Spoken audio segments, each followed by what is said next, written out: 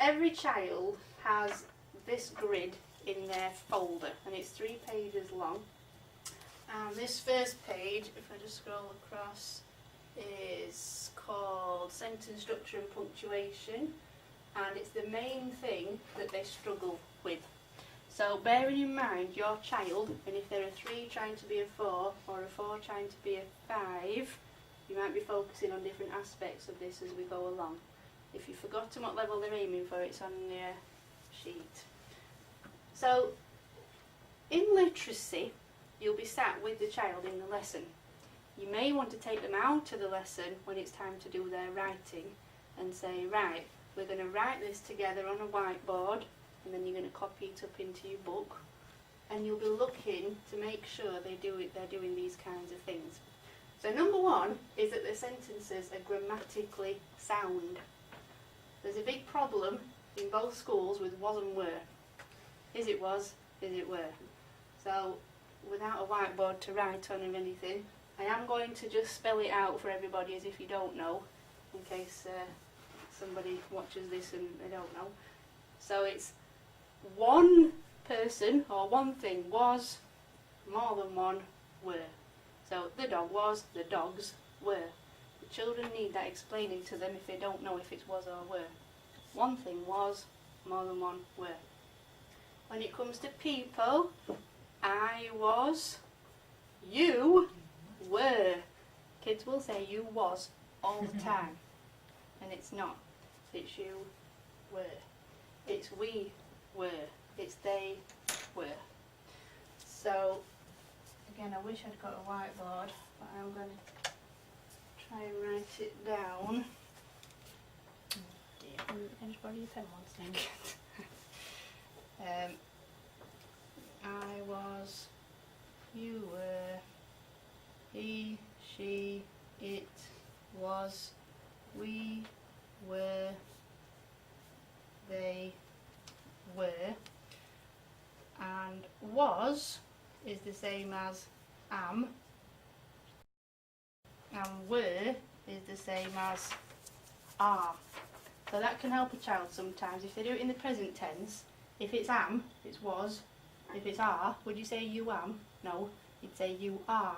Are ends in re, just like were ends in re. So that's a little tip you can tell them about. So was and were is a big one. Another thing that comes up a lot is could of, should of. Sorry, I need a pen, don't I? Try this one. So as we know, it's not could of, should of. It's should have, could have, would have. And the way that we speak doesn't make that clear. You say should have, could have, would have, but they need to know. So that comes up in grammar a lot. The key thing that they do is they miss words out. Essentially, they'll miss the first words out of a sentence. So they'll miss the a, that kind of word, and they'll just launch into. So if they're doing a list, they might just say swimming kit was trunks and towel instead of his swimming kit was. But they miss out the beginning of the sentence. So you need to work on that with them when you're reading it back through. Does it make sense? So another thing that they do a lot is switch between tenses. So they'll start a story off in the past tense, then it will become present, which is fine if they're asking a reader a question or if it's speech, but sometimes it's not. It's he walked into the deep dark room. He was feeling very scared. He gets up and runs to the door. They've switched. So this actually comes in level 3 somewhere, tenses.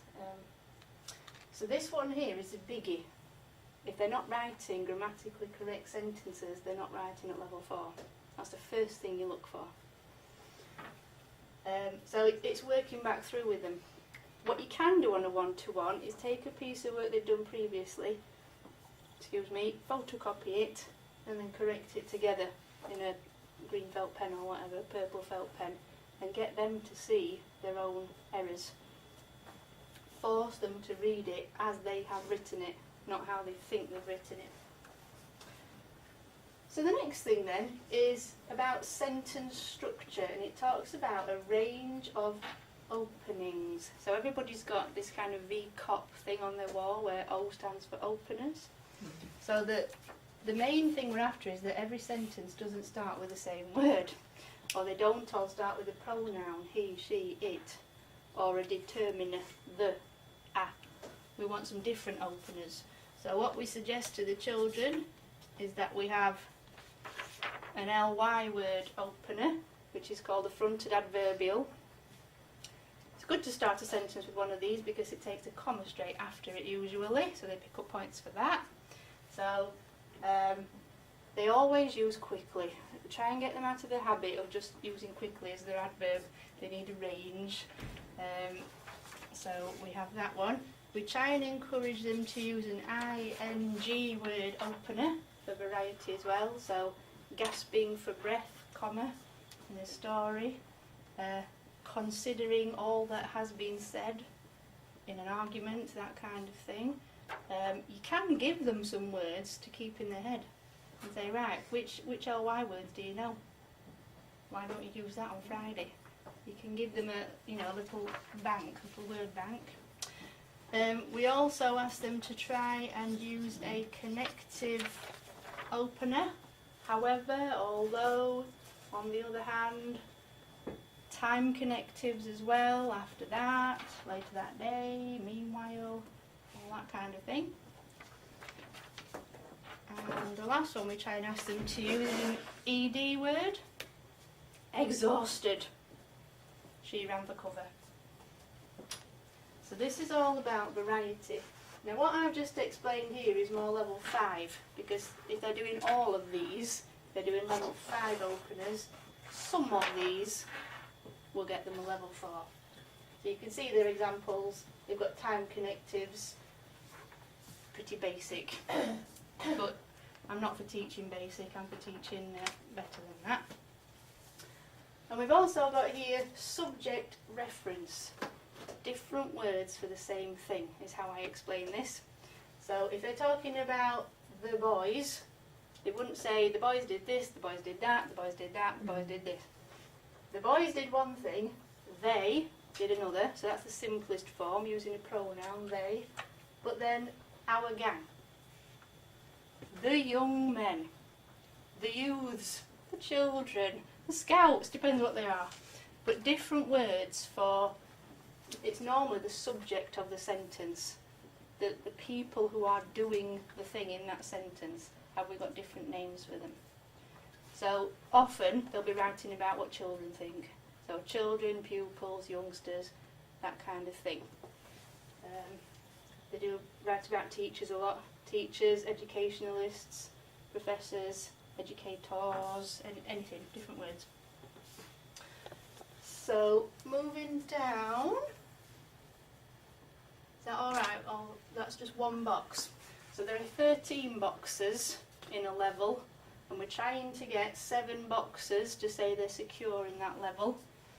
To say that they're low in that level, we want some boxes off each of the 3 pages. And to be the top in that level, we need every box and some from the level above. So connectives is the next box. So there's a lot in that first box. The second box is just connectives. They suggest because, if, and which. So along with which, we want these other 2 if we can. These which, who, and that. So which is when you're talking about a thing. Who is when you're talking about a person. And that, our children tend to say what instead of that. What is a question word, not a connective. So they might say, they're writing what was on that wall. They're writing that was on the wall. So that comes under grammar, but it's also a good connective. So I'm sure everybody knows lots of other connectives. Another good one to use at level 4 is when. That's quite an easy one to fit in. and if you can, a couple of higher order ones like although and however. I'd say they're the simplest ones to use. Coming over to level 5, they want things like whilst, until, which I think is quite simple, despite, which is tricky, but you know, they can only use it if you give them examples of how it's used correctly, because what children will do between 4 and 5 is they'll use these in the wrong way, but they don't make sense. So that's connectives. So this box here is all about punctuation. So as you can see at level 3, if we just drop back a bit, they need to have full stops, capital letters, exclamation marks, question marks, commas in lists, and some speech marks. And that's level 3. Some of our kids are still not au fait with this box. So you have to sort this box out first. If you've got someone working at 3C, 3B, and they do this box before looking at this box, which is all that, plus some commas to mark clauses. So as I explained earlier, beginning with an ly opener, an excellent place to have a comma after that. If you get them into the habit of that, that will get them using some commas. Beginning with a time phrase, comma after that as well. That will get them to start using commas. You can explain it as, you need to take a breath. You need to take a breath, you need some punctuation. What is it? If you're starting to talk about something new, you need a full stop. If you're just giving further details about the same thing, there's a comma. If you can get them to use subordinate clauses, they take a comma before and a comma after. So, the man, comma, who was very handsome, comma, asked me out. So it's that little bit of extra information inside a subordinate clause that takes 2 commas that will get them the marks there. Apostrophes for contractions. So we've got should have there. So can they contract it to should apostrophe VE? They need to remember that the apostrophe goes where the letters have been taken out. Lots of them, when they're doing nts, they take the O out, but they put the apostrophe in front of the N. And it's where has the letter been taken from? The apostrophe plugs that gap. So you need to sell it to them as you take a letter out, you put an apostrophe in the same place. So they have to be able to use those. That's not always appropriate in formal writing, so you want to get some of that when they're writing play scripts, diaries, that kind of informal language. So inverted commas, what they call speech marks these days, sometimes they call it speech marks, sometimes inverted commas. Here, there has to be some of it around. At level 4, it has to be at the beginning, at the end, on most occasions. Because sometimes they'll just put it at the beginning, down here. Here it has to be at the beginning and at the end. So, when we're colouring in and ticking off this box, we need to treat everything as a separate, it's not just one box. We need to be saying, tick that bit, they can do that. Tick that bit, they can do that. Treat it all the separate areas. Let's go back to that because I don't know what it's done. So at level 5 then, it just becomes range of punctuation. Now this is where both classes aren't really showing me much at the minute. Commas are there, they have to be a given. So here they might be using some commas occasionally. Here, if a comma is needed, it's there. So they are fluent with commas, they're confident. But also, they might be using some brackets, or some dashes, or some colons. So very quickly, have you heard of this word parenthesis? May or may not have done. There's 3 different types of parenthesis. There's brackets, there's commas, and there's dashes. So that sentence I gave earlier about the man, comma, who was extremely handsome, comma, asked me out, that's in parenthesis. It's extra information that's just as important as the rest of the sentence. If the information was less important, I'd put it in brackets. If the extra information is more important, I put it in dashes. Dashes make it stand out.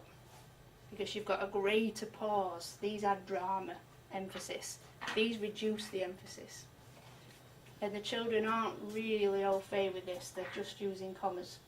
They might use brackets occasionally, but they're not using dashes. Dashes can be used just on their own as well, they don't always come in pairs. You might just have it, it's like a ta-da moment, yeah? Something, something, something, dash, big pause for drama, tension, effect, and the next part, but they're just not around. So that's that one. And then if we move on to, because they're trying to do this, some of them, at level 5/6 you want semicolons and colons. It's turning into a bit of Spanglish, but I think I should just keep going. So colons, lots of them will use these to start off a list, which is great, it's the easiest way to use it. Or the level 5/6 way to use it is to use it a little bit like an equals, I call it like an equal sign in maths. So it kind of means as a result.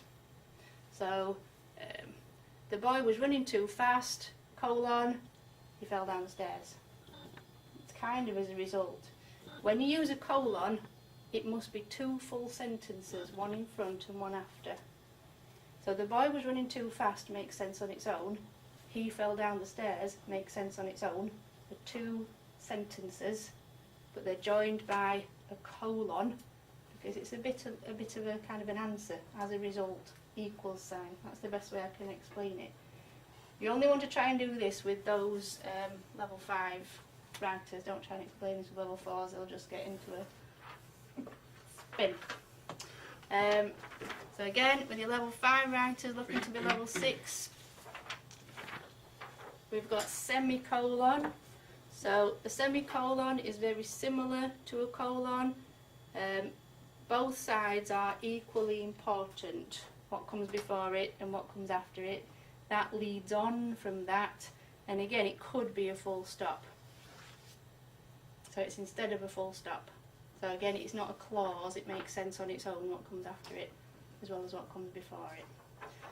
So the easiest way to go with this with them is to look at it on some spag papers and then say, right, you know where to put it on that spag paper, where can you put one in your writing? So that's, if I miss anything out, punctuation, I think that's enough for punctuation. So the next box then is about tense. And we've talked, it came up earlier, tense is appropriate with verb forms varied. So across their work, there's some in the present tense, some in the past, some in the future, there's a bit of variety. But also they have these things called modals, which at level 3 looks like can and will, and at level 4 looks like should, could, would, might. It's the possibility kind of words. So this is saying, can they say should have? This is where it comes in, it has its own little box. Can they use it properly? So moving down to here, we've got these things called modifiers. So they're giving shades of meaning. So the easiest ones are very, or quite, or too. So it's a shade of meaning. At level 5, it turns into an adverb. Extremely, incredibly, extraordinarily. They're all meaning shades of intensity.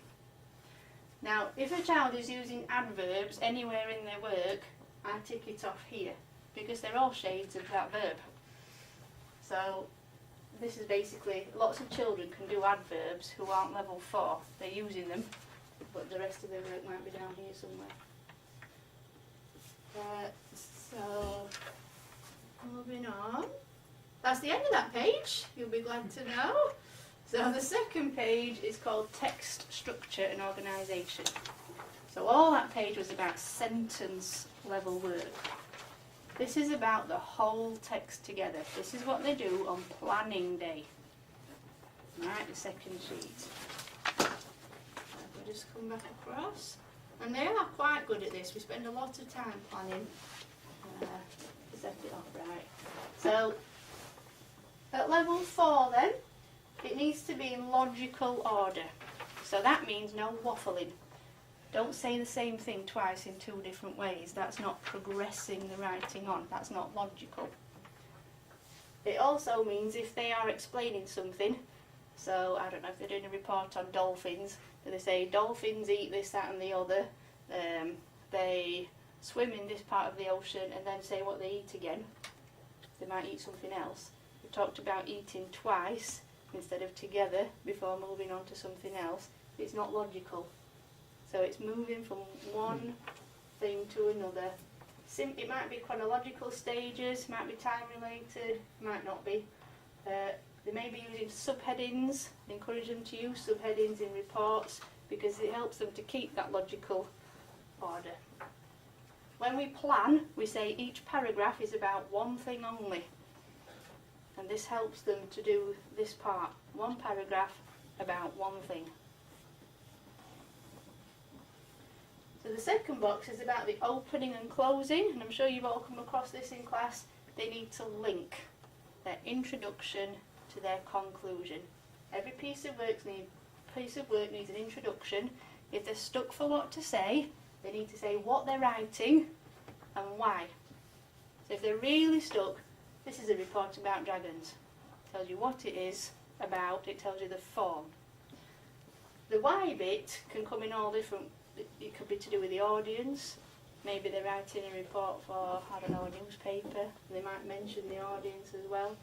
But it needs to be short and simple. It needs to be about 2 sentences long. Sometimes they might start with a question, which is also another good way to start. Different text types have different kinds of openings, and your teacher will go through that in the lesson. But the closing needs to link back. The easiest way to link back is to echo a word that they used in the introduction. So, this is a report about dragons. In your conclusion, now you know about dragons. That's the simplest way. What we suggest to them is that they mention all the paragraphs that are coming up in the introduction. So this is a report about dragons. It will tell you where they live, how they catch their food, where they sleep, whatever. And then in the introduction, this report has to, now you know where they live, where they sleep. It's recapping to help them link.